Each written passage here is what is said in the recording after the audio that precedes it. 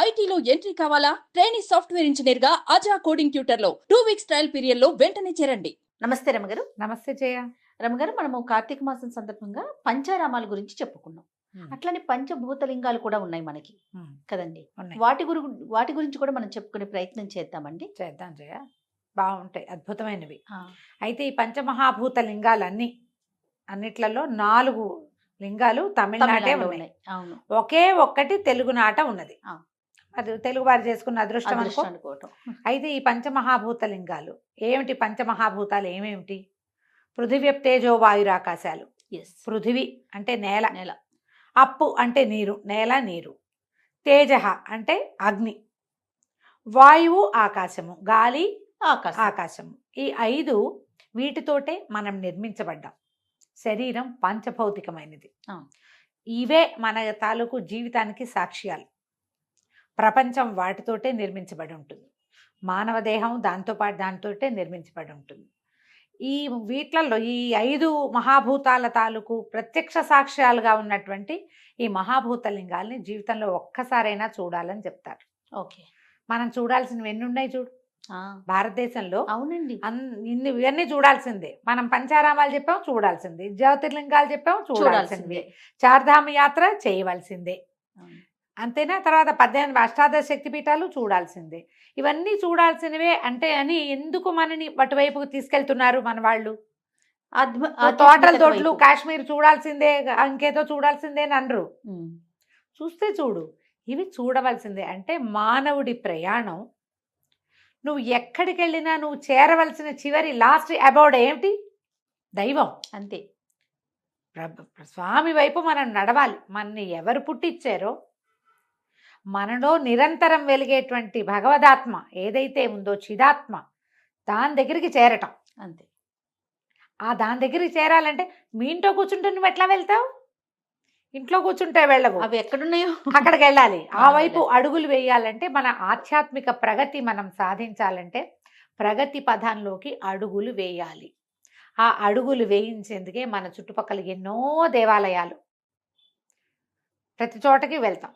మనం అట్లా ఆరాలోకి ప్రవేశిస్తూ ఉంటే ఒక్కొక్క అణువు మనలో ఉన్నది మానవత్వం నుంచి దైవత్వం వైపుకి నడిపిస్తుంది, తీసుకెళ్తుందట్టు. తీసుకెళ్ళటం కోసమే ఇవి చెప్పబడ్డాయి.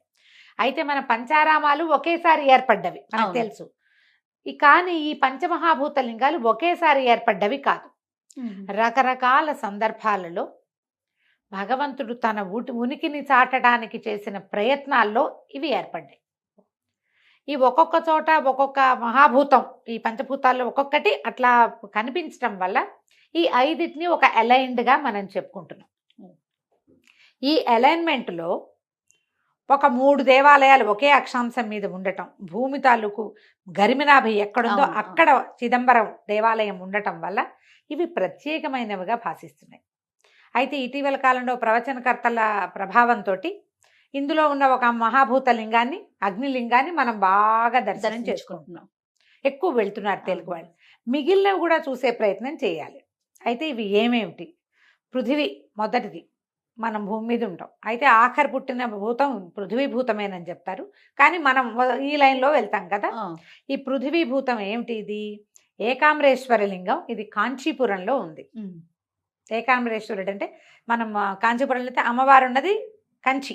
అవును, కాంచి కదా. అమ్మవారు కూడా శక్తిపీఠం కదా రమ్మగారు. శక్తిపీఠం. తర్వాత ఈ అయ్యవారు ఉన్నది శివకంచి. గోవిందరాజు పెరుమాళ్ళు ఉన్నది విష్ణు కంచిగా చెప్తారు. 3 కాంచీపురాలు ఉన్నాయి కంచిలో.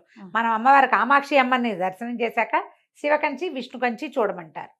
శివకంచిగా పేరు పొందినటువంటి ఏకాంబరేశ్వర లింగము పృథ్వీలింగం. తర్వాత అప్పు రెండోది, అంటే జలం. ఈ జలలింగం తిరుచిరాపల్లి దగ్గర ఉన్న శ్రీరంగానికి దగ్గరలో ఉన్నటువంటి జంబుకేశ్వరం. తేజస్వలింగం, తేజోలింగం, అగ్నిలింగంగా ప్రఖ్యాతి పొందిన అరుణగిరి. ఇది కూడా తమిళనాటే ఉంది. మద్రాసు నుంచి ఒక 180 కిలోమీటర్ల దూరంలో ఉంది. తర్వాత తేజో వాయులింగం మన ఆంధ్రప్రదేశ్లో కాళహస్తీశ్వరుడుగా అక్కడ జ్ఞానప్రసూనాంబాదేవితో కలిసి స్వామివారు దర్శనమిస్తాడు. చివరిది ఆకాశలింగం. మనం చూడు, ఇదంతా ప్రయాణం చేసే చివరికి మన ప్రయాణం ఎక్కడికి? అది శూన్యంలోకి. ఎక్కడికి వెళ్తున్నామో తెలీదు. అక్కడ ఏమీ లేదు. ఆ ఏమీ లేని ఆకాశలింగమే చిదంబరంలో తమిళనాటే ఉంది. ఈ 5 శివలింగాల్ని సంవత్సరానికి ఒకటి పెట్టుకుని చూసినా మంచిది. అరుణాచలానికి ఏంటంటే చాలా ప్రఖ్యాతి పొందటంతో మన వాళ్ళు విరివిగా వెళ్ళి ప్రతి నెలా ప్రదక్షిణ చేసే వాళ్ళుగా ఉన్న వాళ్ళే కనిపిస్తున్నారు. కనిపిస్తున్నారు. అరుణాచలం స్మరణ మాత్రంతో ముక్తిస్తుందట. తలుచుకుంటే చాలు, తలుచుకుంటే ముక్తి ఇచ్చేస్తుంది. సద్యో విముక్తి క్షేత్రం అది. మరి జనాలు బాగా విపరీతంగా వెళ్తున్నారు. ఈ 5 క్షేత్రాలు ఒకసారి దర్శనం చేసుకోవాలి. సాధారణంగా తిరుపతి వెళ్తే అందరూ కాళహస్తి వెళ్ళిపోతూ ఉంటారు, చాలా మంది వెళ్తారు. సరే, ఒక్కొక్క క్షేత్రం గురించి చెప్తాం. మొట్టమొదటిది పృథ్వీలింగమైన ఏకాంబరేశ్వర లింగం గురించి చెప్పుకుందాం. మనం శివకంచిగా చెప్పుకునే ఏకాంబరేశ్వర లింగం సైకత లింగం. ఏకాంబరేశ్వరుడు అంటే ఏక ఆమ్రం లాగా మనకు వినపడుతుంది, ఒక మామిడి చెట్టు అని. ఏకాంబరేశ్వరుడు ఆయన ఎల్లలు లేనివాడు, ఆకాశమే ఒక్కటే దిక్కు, అలా ఉన్నవాడు. ఏకాంబరం అని పేర్లు పెట్టుకుంటారు అక్కడ. తమిళనాడు అంతా ఏకాంబరం కనపడుతుంది. అవును. అయితే ఈ ఏకాంబరేశ్వర లింగం ఉన్నటువంటి శివకంచిలో 4 పెద్ద పెద్ద గోపురాలు ఉన్నాయి, బ్రహ్మాండమైన గోపురాలు. ప్రధాన గోపురమే 193 అడుగులు ఉంటుంది. తర్వాతవన్నీ 180, మిగిలిన 3 180 అడుగులు ఉన్నాయి. ఇది ఎంత పెద్ద దేవాలయమో జయ, నడిచి నడిచి నడిచి ఎంత నడిచినా తిరగదు. ఈ చోళుల కాలంలో నిర్మించబడింది ఇది. దాంతో విశాలమైంది, పెద్దది, ప్రాంగణం మహా పెద్దది. ఏకాంబరేశ్వర లింగం పరమాద్భుతంగా, విశేషంగా, ఎక్కడా లేనంత కొత్తగా, ఎన్నిసార్లు చూసినా చూడాలనిపించేలాగా ఉంటుంది. అయితే దీనికి పురాణ గాథ ఏం చెప్తారంటే, పార్వతీదేవి తపస్సు చేసినప్పుడు ఆమె ఒక సంవాదంలో ఆమె తపస్సుకి కూర్చుంది. వాళ్ళిద్దరు ఏదో వాదించుకున్నారు. ఈ తపస్సుకి కూర్చున్నప్పుడు ఆవిడ ఈ ప్రాంతంలో తపస్సు చేసింది. ఆవిడ ఏం చేసేదట, రోజు సైకతంతో ఇసుకతోటి శివలింగం చేసి ఇసుక శివలింగాన్ని పూజించేది. సైకత లింగం ఎలా కుదురుతుంది చెప్పు? అవును, బేస్ లేనిదే ఏమి ఉండదు. కానీ ఆమె శక్తి వల్ల, అంటే పరమేశ్వరి యొక్క శక్తి మేరకి అలా కుదిరిందనమాట. ఈవిడ రోజు నిత్యము శివార్చన చేసుకునేది, తపస్సమాధిలో ఉండేది. అయితే పరమేశ్వరుడు ఈమె తపస్సు ఎట్లా చేస్తుందోనని పరీక్ష చేశాడట. పరీక్ష చేస్తే ముందు అగ్నిని పంపించాడు, అయినా కూడా ఆవిడ శివలింగాన్ని వదిలిపెట్టాల. తర్వాత విపరీతంగా జలం వచ్చిందట, ఒక తుఫాను లాంటిది సృష్టించారు. గంగ తోసుకొచ్చేసింది, ఆమె కదిలి వెళ్ళిపోయేలాగా ఉందట. అయితే ఈవిడ ఏం చేసిందట, ఈ పరమేశ్వరుని కౌగిలించుకుందట ఇసుకలింగాన్ని. గంగాదేవి శివుడిని ఏం చేస్తుంది? అంతేగా. అయితే ఈ అమ్మవారి కౌగిలింతకి గురైన ఆ శివలింగం ఓ పక్కన ఇట్లా కదిలిపోయింది. అది సన్నటి లింగం, ఇసుకలింగం కౌగిలించుకుంది. సైకతలింగం, సైకతలింగం అంటే ఇసుకతో చేసేది. అమ్మవారి ఒరిపిడికి, కౌగిలింత ఒరిపిడికి ఇది ఓ పక్కనంతా అలా ముక్కగా పోయింది. పరమేశ్వరుడు అప్పుడు ప్రత్యక్షమయ్యాడు ఆవిడికి. ఆ సైకతలింగాన్ని ఇప్పుడు మనం చూస్తాం అక్కడ. ఇసుకదే, అందుకని అక్కడ అభిషేకం చెయ్యరు. ఇట్లా ఇలా గుండుగా అలా కనపడదు, ఒక పక్కన కొంచెం చెక్కినట్టుంటుంది. కౌగిలింత ఒరిపిడికి కదిలిపోయిందనమాట. విశేషంగా కనపడుతుంది జయ. మనం ఊరికే చూస్తే ఇదేమిటి ఇలా ఉంది అలా అనిపిస్తుంది, లేదా మనకేం తెలీదు, క్యాజువల్గా చూస్తాం. మీరు కథ తెలిసి, విషయం తెలిసి, అమ్మవారు కౌగిలించుకున్న విగ్రహాన్ని మనం కంటితో చూస్తున్నామంటే గూస్ బంప్స్ వస్తాయి, రావాలి వెంటనే. మనకి కథ తెలియాలి. ఇది పురాణ గాథగా చెప్తారు. చోళుల కాలంలో ఈ దేవాలయాన్ని నిర్మించారు. 1000 స్తంభాలు ఉన్నాయి ఈ గుళ్ళో.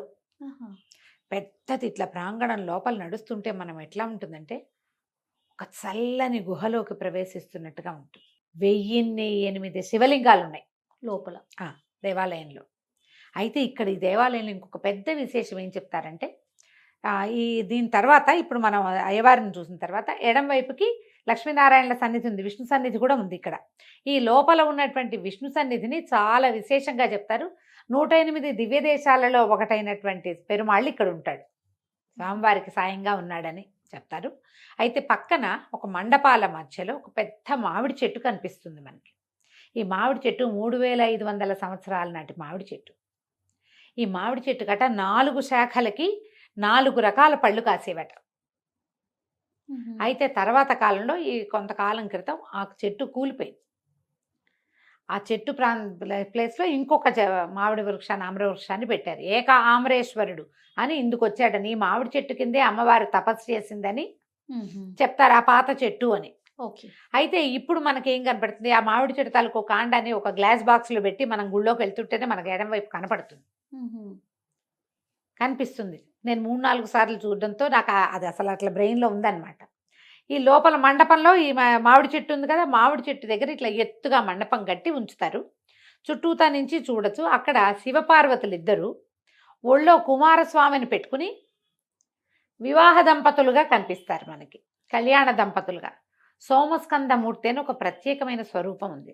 స ఉమా స్కందమూర్తి, ఉమతో కలిసి ఉన్న స్కందుడు కలిసి ఉన్న మూర్తి అని. శివపార్వతులు ఇద్దరు ఉండి మధ్యలో కుమారస్వామి ఉన్న స్వరూపాన్ని చూస్తే సంతానం కలుగుతుంది. మనం ఏం చెప్పుకుంటాము, ఇది ఎప్పుడు స్కందజననం చెప్పుకుంటే అవునవును, బాగా సంతానం కలుగుతుంది, ప్రతిసారి చెప్తాం కదా. అవునండి. ఈ సోమస్కందమూర్తిని ధ్యానం చేసిన, ధ్యాసలో ఉన్న, చూసి నమస్కారం చేసిన, సంతానం కోరుకున్న సంతానం కలుగుతుంది. ఓకే. ఈ సోమస్కందమూర్తిగానే మనకి ఇక్కడ దర్శనమిస్తారు. ఎంత బాగుంటుందో. మనం ఇది మెట్లెక్కి వాటి చుట్టూతా ఒక ప్రదక్షిణ చేసి ఆ మామిడి చుట్టూతా మళ్ళీ వచ్చి దండం పెట్టుకుని దిగి వచ్చేసేయచ్చు. ఓ, ఇక్కడ తపోకామాక్షి కూడా కనపడుతుంది. అమ్మవారు తపస్సు చేసింది కదా ఇక్కడ, అవును. కామాక్షి స్వరూపం ఇక్కడ తపోకామాక్షిగా కనిపిస్తుంది. పెద్ద విశాలమైన పురాతనమైన విపరీతమైన ఆధ్యాత్మిక భావాలు కలిగించేది. కొంచెం సేపు ధ్యానం చేసినా మనం ధ్యానంలోకి వెళ్ళిపోగలిగేలాంటి పాజిటివ్ ఆరా ఉన్న దేవాలయమే ఏకాంబరేశ్వర స్వామి దేవాలయం. శివకంచి ఆల్రెడీ వెళ్ళుంటారు చాలామంది. ఈ వెళ్ళిన వాళ్ళు ఊరికే ఏదో గుడి అని వచ్చేయద్దు, అందులోకి వెళ్ళడానికి ప్రయత్నం చేయండి. ఈ ప్రాంతంలో మనం ఎక్కడ నిలబడి ఉన్నామో, ఏది చూస్తున్నామో అక్కడ అమ్మవారు తపస్సు చేసింది పరమేశ్వరుడి కోసం. శక్తి శివుడి అనుగ్రహం కోసం తపస్సు చేసిన స్థలం. ఆమె పూజ చేసిన శివలింగం, పరీక్ష చేసిన భగవంతుడు. ఎన్ని ఉన్నాయి విశేషాలు. ఊరికే గుడి చూసి వచ్చేయద్దు. ఒక ధ్యానంలో 5 నిమిషాలైనా నిశ్శబ్దంగా కూర్చో. మీరు ఏం చేయొద్దు, మెడిటేషన్ మీ వల్ల కాదు. కామ్గా కూర్చోండి. ఆ లోపల చల్లదనాన్ని, ఆ పాజిటివ్ వైబ్ని తీసుకోవడానికి ప్రయత్నం చేయండి. ఆడికి వెళ్తే చాలామంది తమిళ గాయకులు వాళ్ళు వస్తారా, ఎంతంత తేవారాలు అవి పాడతారమ్మా, భలే బాగుంటుంది. తెలుగు బాగా వినిపిస్తుంది, తెలుగు వినిపిస్తుంది, తమిళ తేవారం పాడుతూ ఉంటారు. ఈ జ్ఞాన సంబంధాలు అప్పర్ వాళ్ళంతా రాసినవి భలే బాగా పాడతారు. నిత్యము కళ్యాణం జరుగుతుంది అక్కడ, విశేషంగా కనిపిస్తుంది.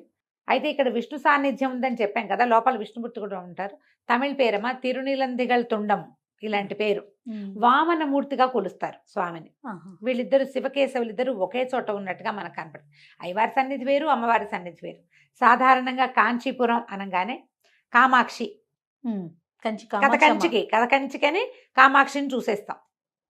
తర్వాత అందరికీ బంగారుబల్లి, వెండిబల్లి, బంగారుబల్లి అని వరదరాజ పెరుమాళ్ళని చూడడానికి వెళ్ళిపోతారు. విష్ణు కంచికి వెళ్తారు. శివ కంచికి తప్పకుండా వెళ్ళండి. అమ్మవారిని చూసి శివ దర్శనం చేయకపోతే ఫలితం లభించదు. మామూలుగా మనం ఏం చెప్పుకుంటాం జయ, తిరుమలలో కూడా అమ్మవారిని చూడాలి, ఆమె నిత్యానపాయిని కాబట్టి. నువ్వు కామాక్షిని చూస్తే కామాక్షి ఎవరి కోసం తపస్సు చేసిందో, ఎక్కడ తపస్సు చేసిందో, ఏ స్వరూపంతో తామె ప్రార్థన చేసిందో అది చూడద్దు ఖచ్చితంగా కదా. ఈ బంగారు బల్లిని ముట్టుకోవడం కోసం పరిగెడతాం కానీ కాంచీపురం కానీ వెండి బల్లి, బంగారు బల్లి. శివకంచిని తప్పకుండా చూడండి. మనం చూడవలసిన ముఖ్యమైన క్షేత్రాలలో ఏకాంబరేశ్వరుడు తప్పకుండా ఉన్నాడు. పైగా మనకి మామూలుగా చెప్తారు, అయోధ్య, మధుర, మాయ, కాశీ, కాంచి, అవంతిక, పురి, ద్వారవతి చైవ సప్తైతే మోక్షద్వారకాహ అంటారు. మోక్షద్వారాలు తెరిచేటువంటి ప్రాంతాలు ఇవే: అయోధ్య, మధుర, మాయ, కాశీ, కాంచి, అవంతిక. కాంచీపురం మోక్షద్వారం. ఆ మోక్షద్వారానికి 3 భాగాలు ఉంటాయి. మనం ప్రవేశిస్తాం. 2 పక్కవి, 2 పక్క తలుపులు, పక్క చెక్కలు, పైదొక చెక్క కదా, అవునా? 3 భాగాలు. ఆఖరిది భూమే, మనం దాన్ని దాటి వెళ్తాం. ఈ 3 భాగాల్లో అమ్మవారి కంచి, కామాక్షి కంచి, శివ కంచి, విష్ణు కంచి. ఏ ఒకటి వదిలేసినా మీరు మోక్షద్వార ప్రవేశం చేసినట్టు కాదు. ముగ్గురిని చూడాలి. సమయం ఉంచుకోండి. ఓసారి ఇప్పుడు మనం తరచూ కామాక్షిని చూడడానికి వెళ్ళే వాళ్ళు కొంతమంది ఉంటారు. నెల నెల అరుణాచలం వెళ్ళే వాళ్ళు ఉన్నట్టుగా కాంచీపురం వెళ్ళే వాళ్ళు ఉంటారు. వెళ్తే వెళ్ళండి అమ్మవారి మీద ఆసక్తితోటి. కానీ ఒకసారైనా ఒకే రోజున ముగ్గురిని చూడండి. మనం పొద్దున మొదలు పెడితే మధ్యాహ్నానికి 3 అయిపోతాయి. అవును. చాలా సింపుల్గా ఒక్కసారైనా ఈ ప్రయత్నం చేయండి. మీరు కాంచీపురం వెళ్తే షాపింగ్ చేద్దాం అనుకోకండి, ముందు ఇవి చూసి అప్పుడు షాపింగ్కి వెళ్ళండి. తప్పకుండా రమ్మగారు. ఇప్పుడు మనం కథ కంచికి మనం ఇంటికి అనాలి. రైట్. నమస్తే. నమస్తే జీ.